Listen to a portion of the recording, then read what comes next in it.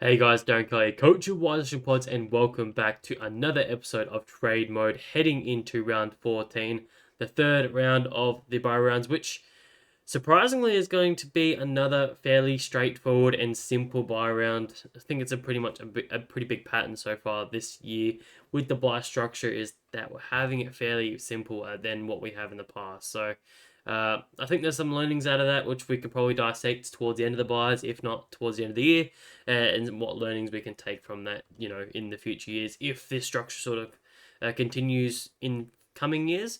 But definitely seems like it's a much simpler and much easier to navigate so far. Because from what I can tell in the fantasy community, most people are running another very solid 17, if not 18, uh, very solid players, premiums, you could say. Otherwise, maybe you haven't really set yourself up as well. Maybe you could have. But really, when you look at who's on the buy, when there's not too many fantasy relevant players that we're talking about, Collingwood, you maybe have obviously Nick Dacos is probably the most popular. He's probably about 50%.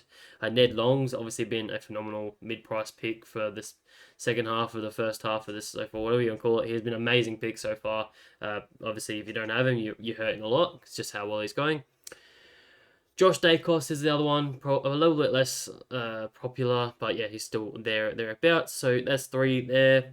Gold Coast Suns, realistically, we're only looking at Noah Anderson, who again is quite unique, especially in the up there in the fight. So I don't think many would have him there. Sydney, there's a few more relevant players here. Mostly would be Chad Warner. Isaac Heaney's still fairly unique, but besides that, you'd probably have maybe it's like obviously the guys that we're probably looking at in Roberts, Spice, Cleary, and stuff like that. In Richmond, there's no one really there at Richmond unless you've been running a Taranto who potentially gets the flick this week with just how poor he's been anyway. So there's not a huge amount of names that we should be dealing with this week. So again, should have a fairly strong team. So this week is again another week that you can really set yourself up for the remainder of the buys, but also prioritizing getting the best team you can possible this week to maximize your output and continue to push towards the back end of these buys and keep moving forward. So that's enough really about the buys in general, but realistically, let's get into the trade out and trade in and trade out targets. That's all what you guys are here for. We'll start with the trade out targets as I always do. It's just very simple. This week, it's pretty straightforward again. You're trading out guys that are either on the buy or they got the buy coming up, right? Unless you're really strapped for cash, which I probably should have touched on this as well, is a lot of people are starting to find themselves strapped for cash now. We've had a few of these rookies that have let us down, leading into the buys, and now they're starting to really hurt us with that. We've traded out a lot of this cash generation options in the past. A lot of people traded out Bice last week, Roberts, Cleary, and Lindsay's going this week. We're running out of these guys that actually have some decent money in his head. So you've got to find some creative ways to start either generating cash or start pulling cash from these premium guys to be able to get these upgrades that you're looking for. So that's really where a lot of people are looking at the moment. So it's definitely an interesting position to be in. But yes, my top 5 trade out targets for the week. Riley Bice is number 1. Quite simply, obviously we held him, most of us held him, last week after the Roberts news with him being out with illness. It's like, all right, got to get rid of him because he's going to miss the next 2, might as well he can go. But keeping Bice was the right move. He scored that 93. While his break even is down to 64 now, he's playing more of a wing role, which isn't amazing. I just don't see it being as consistent as what we want it to be. I think, 9 marks is definitely a bit of a luxury, and obviously the matchup was very fortunate there. So I think he's just easily one that can go with a decent amount of money in his head, so get him gone.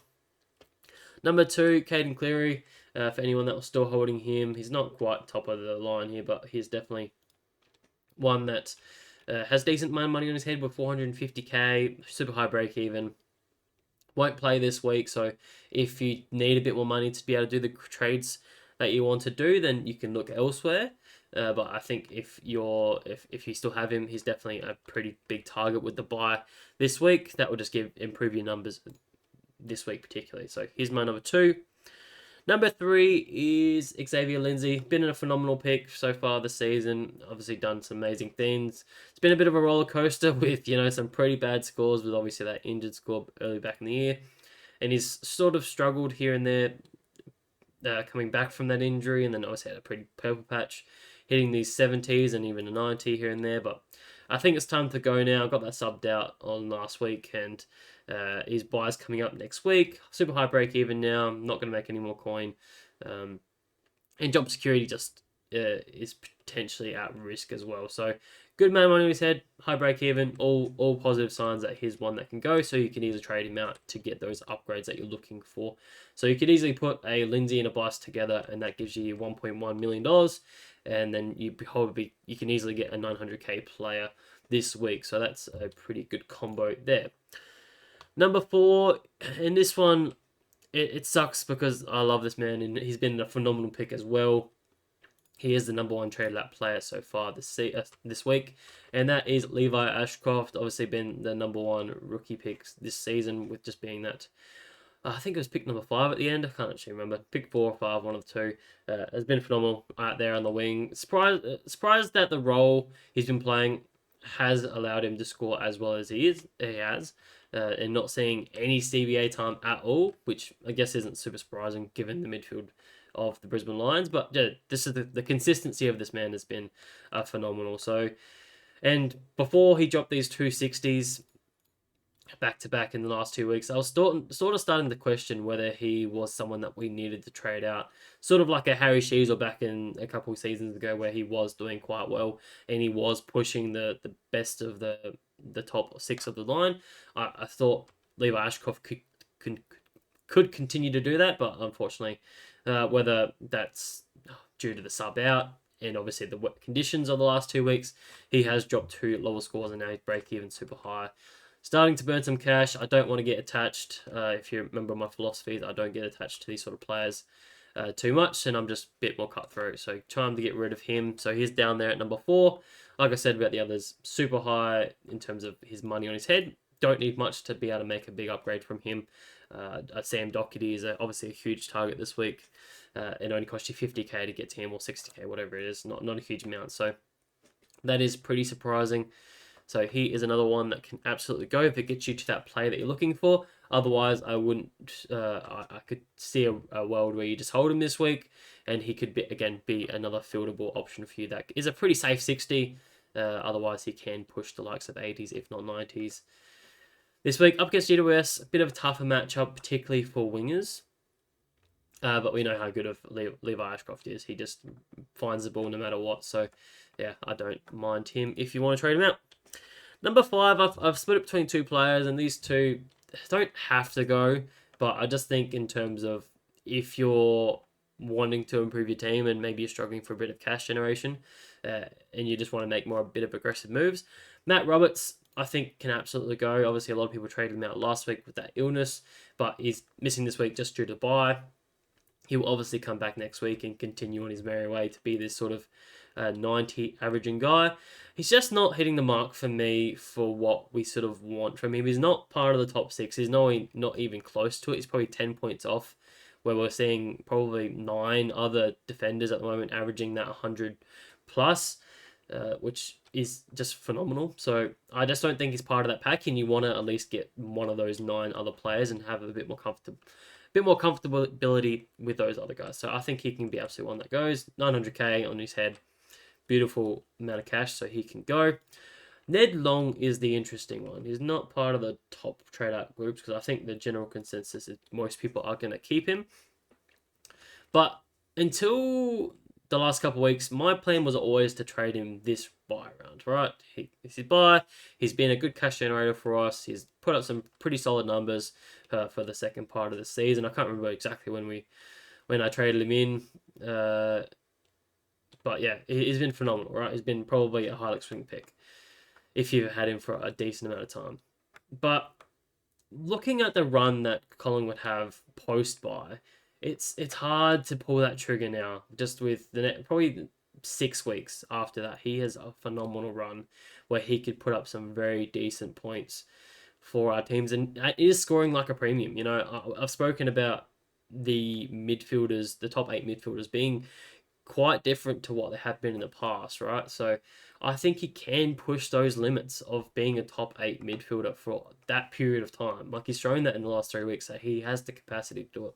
I would love to see his time on ground improve just slightly, but I don't think that's something that they're going to push too much. The only concern I see is if he has one poor game, then that could really hinder his results. Obviously, he's going to drop some coin. His cash generation is going to stall, and potentially he's going to start seeing if they need to rest him. He's may see the sub again. He has been prone to have those sort of sub in the past, obviously back early in the season. So there is still some concern there, but I think with the run he's got, the cash generation he's still making with a break even of 63. I think he's one that we can still hold on to if you're not struggling for numbers this week and you don't need the coin, right? So I'm in the camp of holding him so far, just with how well he is going recently. So he is there at number 5 or 6, however you want to look at it.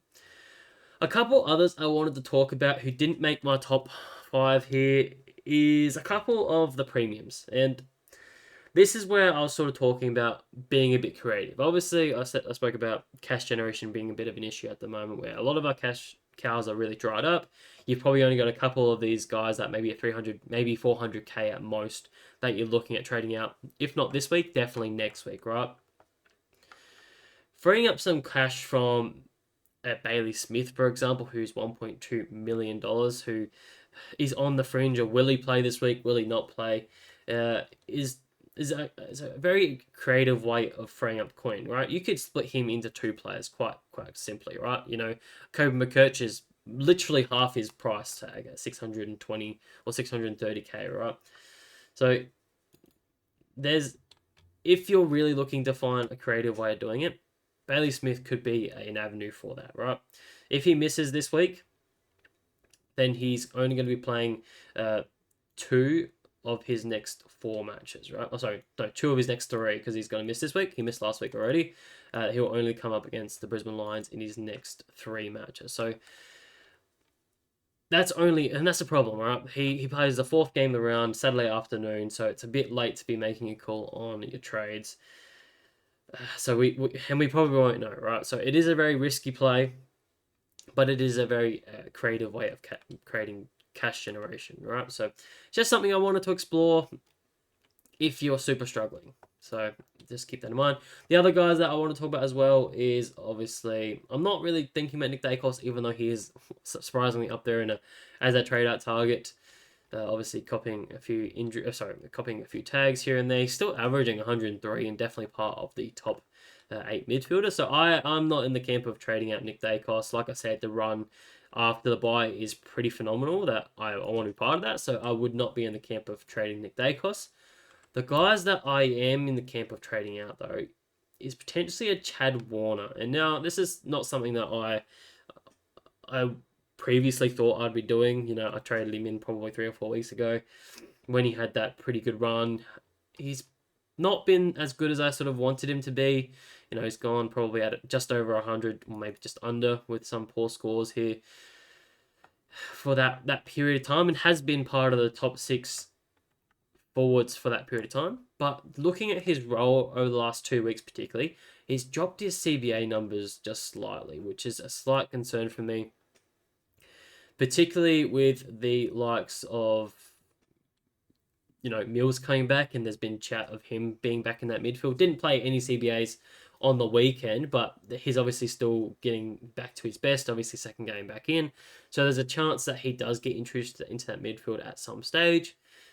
Obviously, Errol Goulden is another one that is only a couple of weeks away as well. So how does that then affect, how did they get him back into that midfield? Obviously, he played a pretty big portion of that midfield group last year, averaging about that 40%. So there's going to be some moving parts in this midfield at Sydney as they try and get back on track for the back end of the season and try and push finals, right?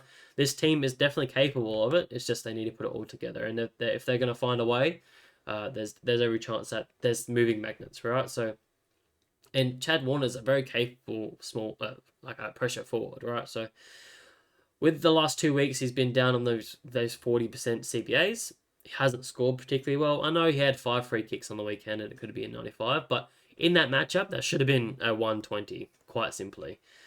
He kicked 2 goals, so that's another argument that he's not always going to kick 2 goals every single week, and he still only put up an 80. So I've got concerns with Chad Warner, and there's an avenue where I'm looking at trading him out this week just with those concerns alone. He's got some decent money in his head. I can downgrade him to a couple other players that I'm looking at, even make a small upgrade to an even bigger player that has more of a ceiling, right? So I don't know if I see him being part of the top 6 forwards for the remainder of the year, particularly with a tougher run.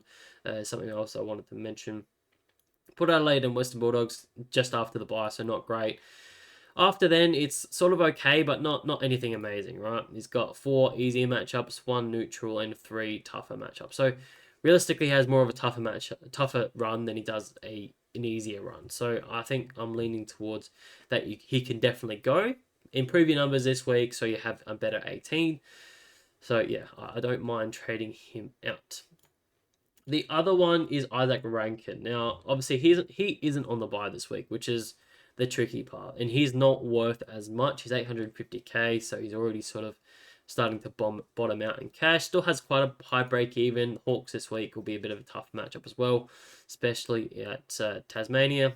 Alceston there. So he's very similar boat. He's been moved out of that midfield a fair bit. If you look at his CBA numbers, look at the last 5 games, 30, 58, 33, 43, and 50% CBAs, whereas we're used to seeing him being the 60 to 70% averaging midfielder towards the start of the season, where he was averaging his best, right? I understand that they have to load manage him a little bit. It's his first year in the midfield, so that can happen. But he hasn't hit a 90 since the last 5, where his CBS has dropped off. So it does show that there is a correlation between his CBA usage and his scoring output. It's just his numbers have purely dropped. He's not getting those tackles nearly as much. And surprisingly, as a small forward, he's not getting those marks either, and realistically not hitting the scoreline. So he is in a very similar camp that you can trade him. I'm probably not trading him this week just because, I want to continue to have the best 18 I can possible, and he is definitely going to be part of that because at the end of the day, he is a very safe sort of 60 to 70 averaging player and can have a ceiling of a 120 on his day, right? So I'm in the camp of holding him, but there's every chance that he can potentially go next week, and so make your plans there. But the other thing with Isaac Rankin, he does have a fairly good run after the bye. Like, it's not amazing, but it's definitely some pretty nice ones in there. The 4 out of the next 5, sorry, 3 of the next 4 post-bye is fairly good. Richmond, Melbourne, Western Bulldogs, and then Gold Coast Suns, 2 of the easiest matchups in there. He could go fairly well. Has a bit of a couple of tougher ones, Port Adelaide, Hawthorn, and then he finished off with West Coast, Collingwood, and North. So very up and down, as it seems like a lot of the fixture is. So I don't know, I'm very torn about this Isaac Rankin one. I think I'm waiting this week, evaluating, okay, is he going to continue to perform, or do I cut him and just try and get on to someone else who can do a little bit better than him? Because again, he's probably not part of that top 6 forward line for the remainder of the year if he continues at this rate and in this role. So here's another one that can potentially go. I've already been going for 20 minutes on just trade at targets, so I'll quickly finish off with a few others. Sada Hooley can go. He's still, I think, 4 weeks or 3 weeks away from returning, so there's no point having him, I don't think, at an elevated price. So if you need to fix up your round 16 buy, definitely be doing that. Boxall got dropped, so he can go as well. Isaac Kaku, another one. All these sort of guys that are just scrounging. Very minimal money, but gives you 150k you can put on someone is definitely a way to go. Anyone that still has Sam Davidson, I don't know how you still have him, but yeah, definitely can go. James Peatling, he's now done for next 2 weeks with a suspension and obviously the bye, so he's obviously a huge target to be jumping off of if you have him. And I think I'll leave it there because it gets fairly unique. Just a lot of people sort of fixing up their buys or unique players as such. So that is the trade at targets. Moving in, where do I start? Do I do the downgrades first? Yeah, I'll do the downgrades first because I think this is where a lot of people are struggling, and I think also in this camp. So my number one trade in target for the rookie options, and I don't know really how to do this properly, is Zach Johnson, right? I think he has the potential to be the best scoring ability and definitely has the best job security of the lot at the moment.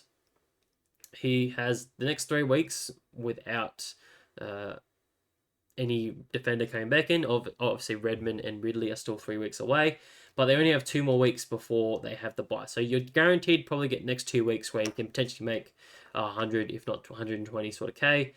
I think he has the scoring capacity to put some decent scores for you out there. And I think he has the potential. So I think he's by far my number one, just at a cheaper rate. Nicholas Matten is a very unique one. Obviously, just a flat flat ruckman, downgrade option, slightly cheaper. Obviously, had that 80 against a very easy matchup. I don't think he's going to get the luxury this week against the likes of whether it's a Darcy Fort or an Oscar McInerney. Definitely a much tougher matchup there. And then obviously against Wits as well. I don't think he's going to get that luxury. I think he's probably drops down to about a 60. But it still makes some decent money over the next 2 weeks. So I think he's a good option. I just think he's not going to be there long term. Like obviously Briggs will come back post-bye, and then we're not going to have anything to do with him. I also think if you're not trading out what's his name? A Boyd. I can't remember his first name now. A Boyd at your R3. I think it hurts your flexibility a little bit just to use up your utility spot, and it hurts your flexibility. So I probably wouldn't be doing it that way. I'd rather you upgrade from a Harry Boyd. I finally figured his first name. That way you're getting the cash generation from a Nicholas Madden, but you're not hurting your flexibility overall with your team, because that utility spot can be quite vital when it comes to moving your team around and making sure you're not getting stuck anywhere. So that's why I've dropped him down just a little bit. I don't think he has quite as much cash generation to make over a Zach Johnson, who I think has a better scoring output. And again, I think there's more of a chance that Zach Johnson holds his spot post-bye than what a Nicholas Matten does at this stage. So I just have those two, number 1 or 2. Clear number 1 or 2. Then there's a bit of a gap between this next third one, who is Tom McCarthy, who, again, he's back for a second week. Didn't obviously get his debut game last week, but all were talks that he's definitely part of the mix that he should be debuting this week. So I think he's definitely someone that we could jump on 1 week without even seeing it. So yeah, I'm pretty confident with him jumping on there. Just basement rookie, maximizing your cash into these primos, freeing up as much cash as possible. If he were not to get named, then a Hugh Jackson can definitely be one that we can fall back onto. Put up that 62 on the weekend for Port Adelaide with 14 disposals, 4 marks, 2 tackles, and 1 goal. Slightly more expensive, 264k, break even of 1. I'm just not 100% sure on his job security, though, with a few other guys that return. Obviously, Horn Francis will be back in there this week. So does that mean Hugh Jackson potentially gets dropped? We'll have to wait and see. But if he does hold his spot, obviously he's already had his bye, so that's obviously a huge plus that you're not going to miss a player that's going to be not around for the next couple of weeks. So yeah, I don't mind him as number 4. And number 5, I've gone Isaac Keeler. He's not part of this group. He'll be this one. I just love the role he's playing at the moment. He's playing off the halfback. He's getting those +6s a lot more. He's playing as an interceptor, so he's being quite good up there. Did sneak forward for a couple goals when they had to swing him forward in that game. So he's a bit more versatile, and I think he's got the best job security of probably all of these guys at the moment. So he's definitely a worthwhile upgrade. It's just whether you're wanting to spend that extra 100k to get to this sort of player. As a forward, if you need a forward, he's definitely the one. So I'm just not sure I'm willing to spend up that much this time of the year. You know, I wasn't a huge fan of people trading up for Riley Hardiman last week. And that obviously didn't play out too well either. So yeah, that is my top 5 downgrade targets this week. It is not as clear cut as it probably has been in the past. So yeah, it's bit more of a struggle town realistically. But that is it. I will probably do the defenders next. I don't think too many people are shopping here, but we'll do it anyway. So my top 5 defenders for trade-ins this week. I've got Naisaya Wangini Malura at number 1. I just think he's by far the best selection in terms of defender because he's by far in the top 4 for defenders for the remaining of the year. He's obviously averaging 106 so far. He's got a pretty good ceiling as well. We've got a couple 130s in there now. It doesn't matter what role he's playing, whether it's a midfield or it's a halfback, he just gets it done.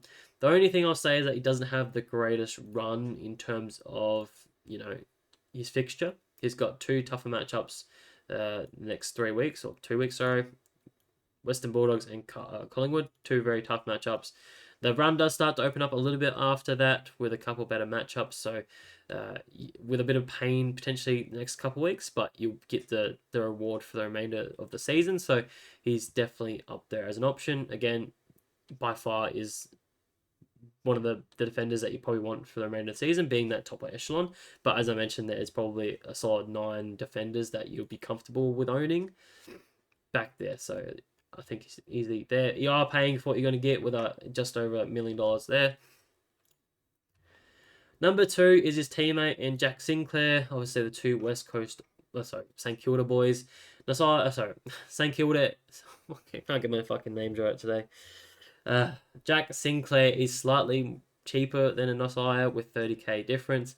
Is on the way up with a break even of 80, so you could argue that his value is slightly more, but I think again you're paying for what you're going to get. He's going to be this 103 averaging player for the remainder of the season. Same run, has been mega over the last 3 weeks with obviously some much better matchups. So I'm not expecting these sort of scores for the next little period of time, but definitely towards the back end of the season has definitely found his groove, getting a lot more +6s back there. Just not playing as accountable as what he has in the past. So I think that experiment of him playing a bit more forward is over. So I think he'll be fine as a great pickup at number 2. Number 3 is where it gets very interesting, and I know a lot of people are looking at it this week because it does make you a lot more flexible with your trading options, and that is Kobe McKercher. Now, if you watched my team review video, I was trading in Kobe McKercher as an option. I think he's a great option. I love him back off the halfback. We saw what he was able to do last year as a first-year player. He was averaging, I think, 82 from memory. He came into the season priced at his price now just over 60, I think 62, 63, roughly about that. So he's got potentially 20 points of value to put on top of his head. So he is extreme value. And if you can get that at this time of the year, you're absolutely laughing. So I think he is a great option. The only flags I sort of have is obviously North are consistently throwing the magnets around every week, it seems like. But I think from all talks is that this is the role that I want him playing, just because they're really struggling with that option back there. They started with Caleb Daniel back there. It sort of didn't play out. They had to throw Harry Sheezel back in that halfback role for a short period of time, but they realistically want him up the ground a lot more. So, and they're not getting the best out of Kobe when he's playing this sort of half forward wing sort of role that he's been playing for most of the year. So he definitely looked a lot better in that halfback role. 35 touches. He was super influential. Probably would have loved to see him get a lot more of these, +6s in the halfback. Only one mark was very unusual when we saw the likes of Caleb Daniel have like 4 or 5, and a few others even have like 7 or 8. So shows he probably wasn't sitting in the right spot to get those +6s, or he's playing more as a attacking defender where he's not able to get these +6s as much. But still, if he's able to have close to 30 touches every single week and put up 80s, if not 90s, then he's a great pick. So I just think he provides so much flexibility for our sides that he's a great trade-in target. There is obviously some risk to it, no doubt, but I think he's going to be one that we can pretty safely say that he's going to outperform what he's priced at, right? So you're feeling pretty comfortable trading him in at this stage. The run, I will say, isn't amazing. He's got Freo and Colton, so 2 tougher ones next to, but then it does start to open up from there on then. So you may not get the reward this week particularly, or even next week. But your reward's going to be that he will gradually increase in price quite quickly with a break even of 49 at this point in time. So yeah, I think that will be worthwhile. The other thing I really liked is that he's taking kick-ins as well, so he's starting to take some kick-ins out from Caleb Daniel. And fingers crossed he can actually get some of those plus sixes if he isn't taking those kick-ins. So I think, yeah, it's a smash pick, quite simply. I don't think there's too much that goes wrong.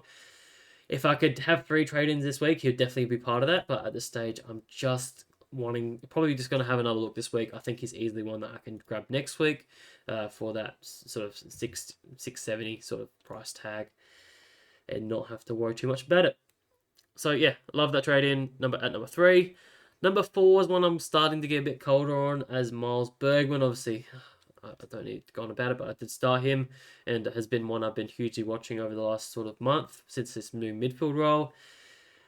It's just, he's not playing the role that I sort of want him to do. He's playing that negating role where he's just running with the player that he is trying to shut down. Last week it was a Toby Green. Toby Green went down and then went to the likes of a Brent Daniels, who's also a very damaging player. So he's not hunting the ball in the midfield. So he's actually not getting much touches in the middle at all. Like when I looked at his distribution of points on the last weekend, most of it was off halfback. So it looked like he got a lot of plus sixes, and that's evident with his 8 marks. But he's also not getting the tackles in there, which just sort of surprises me that, for when he's doing the negating role, he's not getting the tackles in there as well. So I'm probably a little bit colder on this trading in this pick, but if, again, you're struggling with some cash generation, is the best you can get to. I don't absolutely hate it with, a low break into 50, he's still making coin. I still think he can push, 98, 85, 90 in this role. I just don't know if I see a huge amount of value that he's one that we absolutely need to jump on this week. Run isn't too bad, but yeah, not amazing either. So also just some question marks around, Jason Francis coming back into that midfield. How does that shake things up? Does that push Bergman back as well? There's a few question marks over his head that I'm just wanting to wait and see. But I think at this stage is probably getting too expensive to start really looking at it from now on. You're paying more than what he started at the season, or so. He's exactly what he started at the season, which is crazy. So yeah, I don't know if I'd be jumping back on at this stage. If you got him, it's definitely just holding and waiting to see. He's making coins, so you can't complain too much. But yeah, probably not one I jump on now.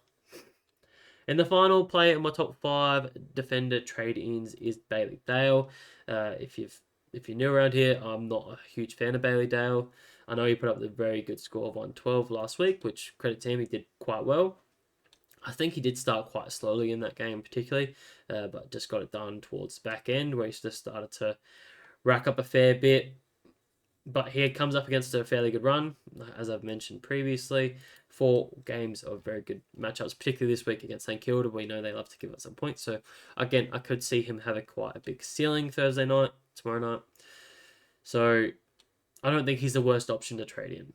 But he's not going to be part of the top 6 defenders. As I mentioned, there's a host of others that are in that group, but he is probably 5, if not 10 points are still away from that, so it will hurt you over a period of time if you're looking to hold him for the remainder of the season. If you just want to hold him for the next 4 weeks and then you potentially look at trading him as we get into luxury season, then by all means, I'll go for it.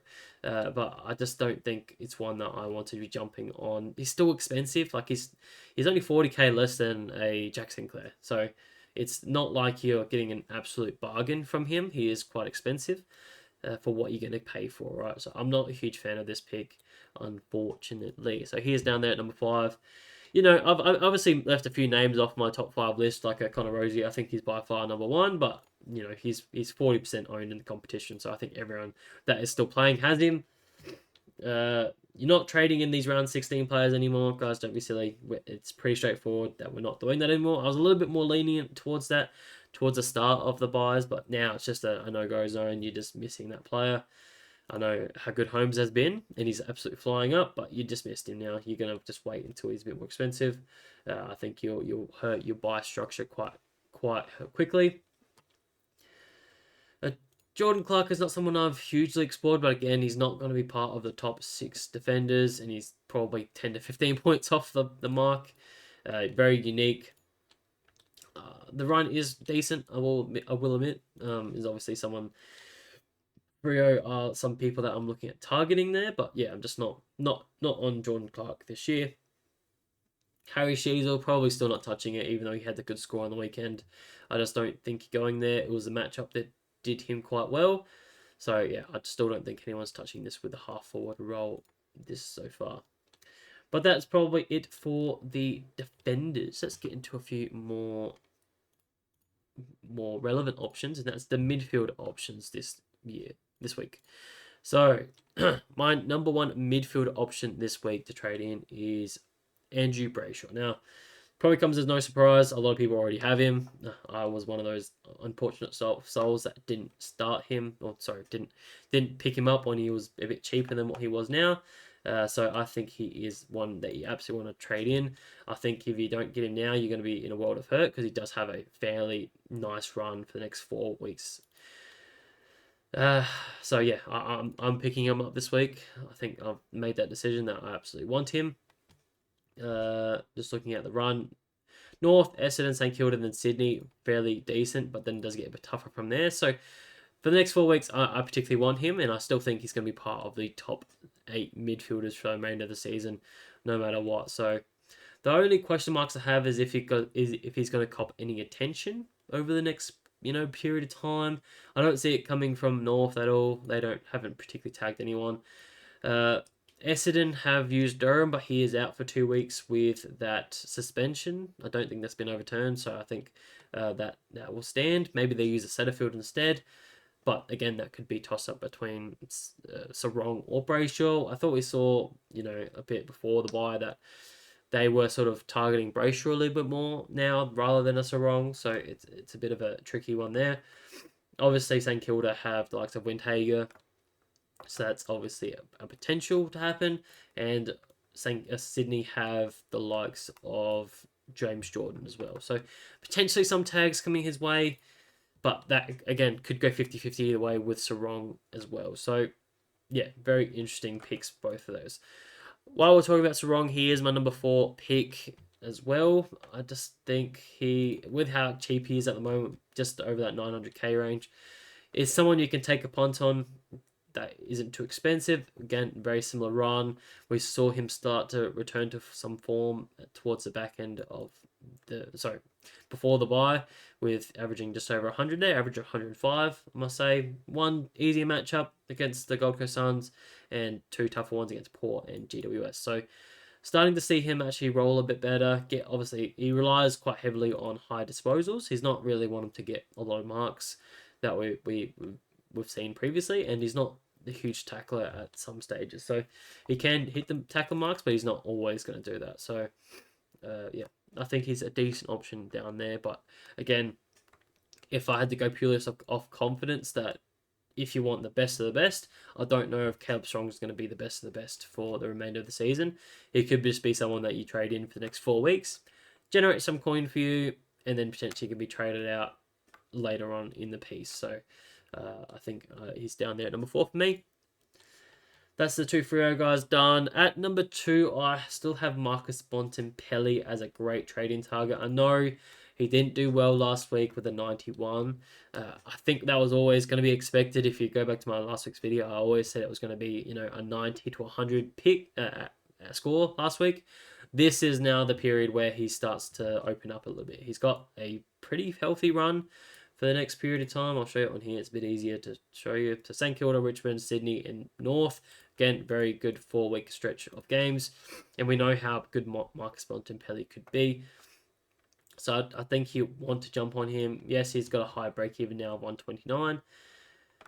And he is potentially a little bit taggable. I just don't know if I see him being stopped. Like, even a 91 last week, where he was pretty much null and void all game, only had 24 touches and didn't do a huge amount else, is a pretty good floor, right? Yeah, that's his lowest score for the year besides the sub game back in round 7. So if that's his floor, then you absolutely take that every single day of the week. So I just see him having quite a few sitting games in the next 4 weeks. So he's definitely one I'd recommend jumping on if you were someone that avoided him last week. So he is there at number 2. Number 3 is where it gets interesting. He is a huge target this week for a lot of people, and that is the likes of Sam Doherty, not Sam Darcy, sorry. Obviously, he has gone massive in the last 2 weeks, where we have found him in that halfback role, which we all know and love. He can absolutely rack back there. I'm surprised it's taken this long. Obviously, going back to preseason, I was all over this pick. He was in my team for a long period of time, but unfortunately, it didn't really come off where he wasn't playing in this halfback role. But now it's back. It looks like it's here to stay as they look a lot better back there. The run is also quite nice for the next 3 matchups, particularly. So he's someone that we can easily just jump on. If it doesn't turn out that he's got this halfback role secured for a long period of time, at least we have the fixture to back us with, that he can potentially hold him for the next 3 weeks no matter what, and he can still put up some very decent scores and potentially generate some cash as well. So break even of 65 up against West Coast Eagles, he should just absolutely rack back there. I would love to see him take more kick-ins. He obviously hasn't stepped into that role just yet, but I wouldn't be surprised to see him start to do that a little bit more often if they're serious about him being back in this role for a little period of time. The only, I guess, flags on the opposite side of that thing is that if they start to drop a few more games and they don't look like they're going to make finals, do they start to just be like, oh, well, Sam Doherty's on the wrong side of 30. What do we start looking at doing to make sure our team's improving for years to come, right? Doherty obviously isn't in their long-term plans. He's probably in the later stage of his career with a few more years to go, whether that's still at Carlton or whether he goes somewhere else, who knows. But obviously he hasn't been hugely in favour this season where he's been, subbed, or he's been playing in the VFL for a couple games here and there. So there is concerns and there is risks, but I think in terms of what role he's playing right now and his value, it's so hard to ignore that you got to jump on him, and I'm making him a priority to jump on this week, and he's definitely part of the top 5 trade-in target. So he is way up there at this stage. And with like I said, the value is very, very nice. So I'm really liking what he's going to be able to do. 13 marks, though, isn't super sustainable. In terms of what I expect him to average for the remainder of the season, for at least for a little period of time here, while he generates some cash for us, I think he can push 90, 95 quite simply, and potentially even push 100 if he finds himself in the right role for a period of time. So when you're talking about that, that's 10 points of value, if not closer to 15. So yeah, again, it's a smash pick if he can outperform his price tag that highly. So I think he's one that absolutely need to prioritize this week. At number 3, we just spoke about number 4 there. Okay, so wrong. Number 5 is Sam Walsh. Now, I have not been a fan of Sam Walsh all year, but last week we saw him have an uptick in his CBAs. Whether that's something that they planned for, or whether it was just something that because Chera was in and out with a bit of injuries, and that meant he had to spend a bit more time in the midfield here and there. It was interesting to say the least that obviously that's why he scored a lot more. He saw him back at that 76% CBAs, and that saw Hewitt drop out a little bit more. So they sort of pretty much switched for the week. I'm not saying that this is one I absolutely want to trade into, but something to really monitor if this is going to be a permanent change for him, because we know how good he can be. He's been a 110 averaging player when he's been a number 1 CBA player in this role previously. So down at that 900k price tag, starting to now increase his price. He's bottomed out. He's someone that I'm just keeping an eye on, that he could be potentially one to trade into for the remainder of the year. With obviously a good run, as I mentioned previously, goes West Coast and North the next 2, so yeah, fairly decent there.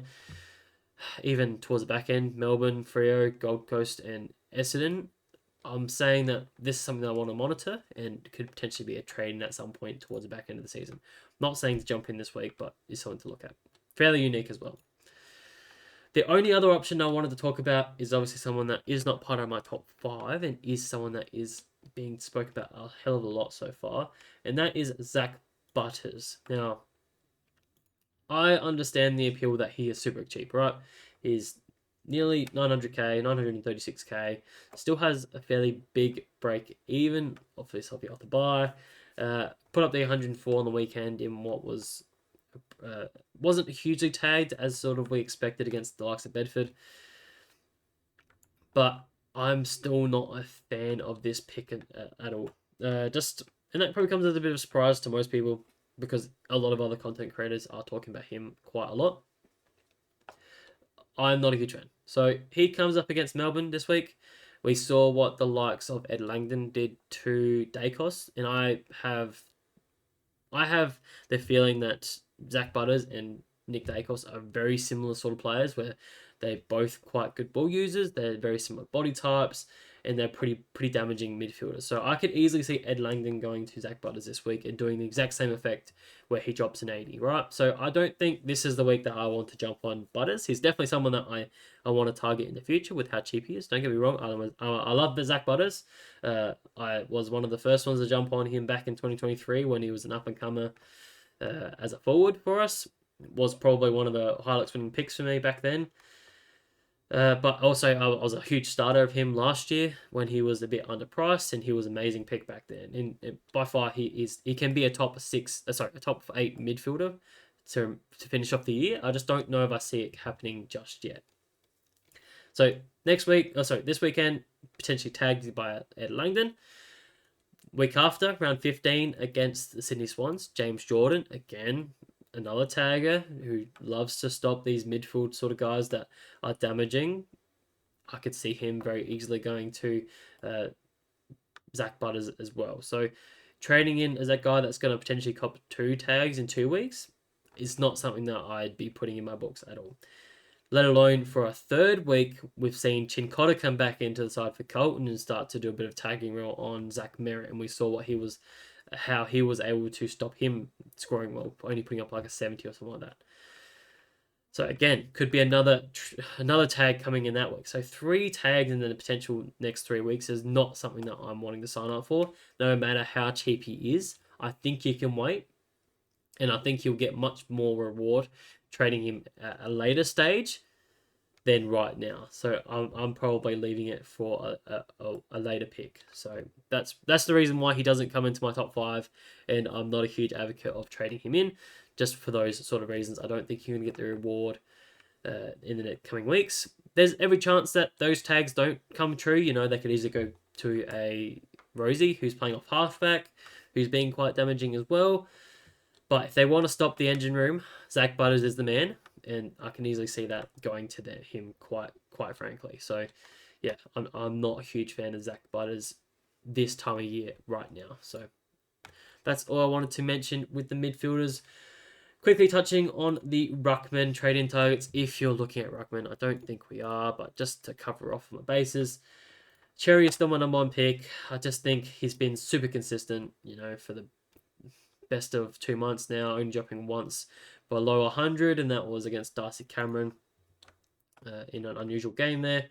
Still has a fairly decent run. I will show you that here. Where is it? He is playing for North. So here you go. So Fremantle this week. So another decent matchup against the Twin Towers of Darcy and Jackson. I think you can have another 110 plus score against them, and potentially it's going to be a captain option for a lot of people. De Koning, he's put up a 118 against him earlier in the year, so I'm not too concerned about that one. Hawthorn, again, can definitely be a pretty good selection. English is surprisingly been a bit of a tougher one, but historically has been an easier option. Max, we know how hard Max is, but then look at all the green. So in my head, I only see 2 or 3 tougher matchups to finish off the season. So he's definitely someone that I'd encourage people to jump on, especially if we expect him to get back to his sort of 115 averaging ways that we saw him start the season. He's only averaging 106 at the moment, so he's going to have to go at a pretty extreme rate of 120 pluses for the remainder of the season to get up to that rate. So I'd highly recommend to jump on him, even though he is quite expensive. His buy is done, so you don't need to worry about that at all. So yeah, my number 1 pick there. Tim English, if you want to be a bit more unique, is a viable option, but is still fairly expensive as well. Just 30k cheaper than Tristan Cherry there. Probably arguably has a better run in terms of his run home, but there is a period of time where he just goes bang, bang, bang against 3 tougher ones. So that's why I don't fully encourage people to jump on him as much as Cherry, just because it's not as condensed as such. He's got a bit of a breathing period every now and then, which won't absolutely mean he's going to nosedive in price. So he's there at number 2. And then I had Rowan Marshall at number 3 as well. Just obviously just coming off his bye. Hasn't been amazing. Like, he's had a couple decent scores in the last month, but the last 2 against tough matchups was sort of expected. So yeah, he's definitely a worthwhile target if you're struggling for rucks or you're looking to make a bit of a switch shift there. He is still quite cheap with just over $1 million. So I do expect that to improve. Again, very similar scenario. He was priced at 118 to start the season. If we expect him to get back there in any means, shape or form, he has to have a massive second half of the year. So he definitely could do that. Looking at the run though, it's not amazing. He's got English this week and then Dusty Cameron, so 2 tougher ones on based off this. But then it does sort of open up a little bit with a decent run home with just more Gorn and Cherry put in there as well. So it's probably not the week I'd be looking to make a ruck move. So I probably don't encourage a lot of people to do that unless you're running some weird, wacky combination and you would just want to get the 2 best rucks you can, then go for it. But yeah, I don't think we're doing too much in this space. So I'll move on from that. Moving into the forwards, and this is where we'll finish off the video. Forwards, it's pretty straightforward, I think. I think with all the talk that I've been going on about that, the forwards are pretty stinky at the moment. You're just paying up for the top dog, and that is why Matthew Kennedy is my number 1 pick for the forwards, if not for the week, to be honest. I know he is expensive at $1.06 million, but he is just so far part of the top 6 at the moment. He's part of the top 3 even. When I'm categorizing my top 6 forwards, he is definitely part of that. Smith, Nick Martin, and then Matthew Kennedy is all part of that top 3 and hurting other people that don't have him, because he is probably 10, if not 15 points better than those sort of bottom tier of the best 6, right? These guys are going at probably 105 averaging, whereas the bottom 3 are probably averaging 95, even if not even 90, right? So you're losing a bit of points there by not owning him every single week. So I think you want to get him. All the same sort of reasonings behind he has a great run, like the likes of Marcus Montempelli. I showed that previously with just a good 4 weeks of fixtures. So I just think he's a pretty nice target to have. I picked him up last week and can definitely encourage other people to do it now. I think we have enough evidence that this is the role they want him to play in. We even saw the likes of Liberatore get moved out of that midfield, and then now there's talks that he'll be playing a halfback role. It's just not something that I ever imagined would happen, a Liberatore being moved out of midfield. I didn't think he could play any other role. So there is some moving parts here and there, which there is some concerns, but I don't think it's enough of a concern for me to avoid this pick any longer. So I'd be jumping on him if you can. Number 2 is Luke Jackson, and this is someone I mentioned in my team review video that I'd potentially be looking at trading in. I love what he's doing at the moment. No matter what role he's playing, whether it's a ruck or it's a midfielder or a combination of the two, it is potential to score points a lot because he's just around the ball consistently. I wasn't a huge fan when he was playing this deep full forward and doing that sort of shit. I like him when he's playing around the ball, either as a ruckman or he's playing as a midfielder and he's hunting the ball and doing a lot of the tackles there. So I think he's a viable option, and I do think he can be a top 6 forward for the remainder of the year. Looking at his run, Soja the midfield for Fremantle over the next 4 weeks. If I go back to that, obviously North, Essendon, St Kilda, and Sydney. So for midfielders, it's good, and even for rucks, I don't think it's that bad either. So he goes North. Cherry this week is tough, but I think he'll be able to get him done around the ground and be able to jump over him to get the hit outs, and also again plus sixes around the ground, just outrunning him. Then obviously look at this good stretch of games for Ruckman particularly, and it's fairly not that bad for the remainder of the season, honestly. So I think there's an argument that Luke Jackson is a viable option to be a top 6 forward for the remainder of the year, and potentially if you're running a Gawn next week, particularly on the bye, you could have Luke Jackson as someone who can cover him for that 1 week as well to give you 22 players on the field. Pardon me. So yeah, I love him as an option. 900k isn't too expensive to pay for what we expect him to do. It's about priced at 90. He's going at 95 currently. I think he can push that to maybe closer to 100 slightly.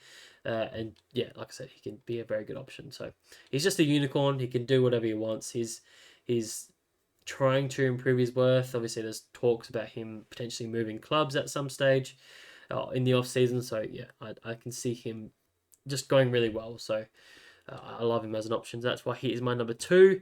Number 3 is a man coming off his bye in the likes of Jack Cray. I'm probably more in the camp of watching and seeing how he comes back and returns to the team. Obviously, he's going to play inside mid. That's no doubt. He'll play 80% in there and do what he did to start the season. But we did see towards the back end of before his injury, he was slowing down a fair bit. You know, he only hit 1 ton in the last 7 weeks of him playing, so which was starting to get a bit of a concern. So I'm probably more in favour of waiting and seeing how he sort of goes, because I do think he can be part of that top 6 as well for forwards. Because again, he's averaging 99. He has a huge ceiling. He's got 153 and 139 previously. So yeah, I think he's worthwhile, but probably not one I'm trading into this week. Someone I'm keeping an eye on though, if he does get a bit cheaper. Break even to 105. I'm not expecting him to drop too much more from here on out. So consider that. Again, the run isn't amazing either. So yeah, definitely worthwhile. Shai Bolton is the last one on the list, just as someone who is coming off the bye as well. Again, the run I mentioned for Freo is fairly decent. So if you're struggling for money, he is another worthwhile option to trade in if you're looking for a forward. I definitely prefer the likes of a Doherty at a similar price, if not even a McKercher over him at a much cheaper price rather than this pick. He's not playing a predominant midfield role. I think he's getting about 40% CBAs in there. I'll go back and check that. Yeah, 40%, 44, 42, 48, just exactly what you sort of expect from him. And yeah, hits the scoreboard here and there as well. So if Freo are going to push and make finals this year, you expect this man to be a big influence on that. So that's where I can see him being an option, but it's not someone that I'm preferably looking at. I don't think he has the consistency. You know, he scored a 67 against Port Adelaide in a pretty big thrashing there, I'm pretty sure. So not someone I'm particularly looking at. So yeah, but he's an option, all right? So definitely worthwhile. All right, to quickly finish off, I'll talk about my top 5 trading targets overall. My number 1 is the likes of Matthew Kennedy. I just think he's hurting you too much in that forward line, so I think he's a worthwhile option. Great run, as I've said. So he is my number 1 overall this week. Number 2 is Andy Brayshaw. Again, very similar. Great run. Price isn't too bad. I think he has the ceiling to be able to hurt a lot of people if you don't have him. So he's one I'm definitely jumping onto this week. Number 3, Sam Doherty. I keep going Darcy for some reason. Sam Doherty. The flexibility is nice. Obviously, he's a huge amount of value at this stage, so he is easily in the top 3. Sneaking in at number 4 is the likes of Colby McKercher. Again, same sort of reasons. A lot of value at this stage. Gives you a lot more flexibility with your trades. It doesn't cost you much to go from 2 dead rookies up to him. So he's definitely a very viable option this week. And then number 5, I've got Nasai Wanganimilo. Just to stabilize your defensive line if you're looking for a defender there. Obviously, coming off his bye, he's definitely a worthwhile target this week. So that is my top fives, and that's pretty much the end of this video. Just to give you guys an update on my trades real quick, I have made it a bit more priced, a bit more spicy, I guess, if you want to look at a few things. I have looked at the potential of trading out a Chad Warner, just being a bit more aggressive, just with the way that the buys are structured this year. I'm finding that I'm able to trade out these guys a little bit more often than what I have in the past, and I'm able to get an even better team this week, but also I'm still on target to get my best 22 on field when it comes back to round 17, right? So that's probably something that I'd encourage you guys to do if you are being a bit more aggressive and you're looking at trading out these premiums as such in your team, like a Chad Warner or a Rankin or even a Dacos as such. Then make sure you're still on target to hit your best 22 players as being premiums coming into round 17 when we're back to best 22, because last thing you want to be doing is hindering your team and still having rookies on your field when it comes to best 22 again, because you will be losing massive points then. So I'm still on target to do that when I'm still trading out a Chad Warner, and it does give me a better team overall this week to provide my better score, right? So yeah, I'm definitely liking that. I could trade out a Ashcroft as well over the likes of a Lindsay, but I just think Ashcroft's going to provide me a much better score than what a Lindsay is in this game. So I've looking to hold Ashcroft this week just for those sort of reasons, and take the bit of a hit for his cash generation, maybe a 30 or 40k potentially, but I still will be looking trading that next week to get a big upgrade as well. Jumping off like of Lindsay and today to Josh Sam. His name is Sam. Sam Doherty. Yeah, I think he's a huge target. Like I said, he's my number 3 overall targets. I think he presents a huge amount of value. And like I said, I would be trading in Kobe McKercher if I could be able to do all 3, but unfortunately I am not able to. So I'll be looking at Kobe McKercher potentially next week. So trading in Andy Brayshaw, Sam Doherty, and Tom McCarthy at this stage. Tom McCarthy could go to the likes of a huge Jackson if he holds his spot and Tom McCarthy isn't named. So that is my trades this week, guys. Hopefully you have enjoyed this video. Yeah, please leave any questions you have down below. As always, please leave us a like and subscribe to all those great things. Besides that, I will see you tomorrow for captain's videos, and all the best for the weekend. Cheers, guys.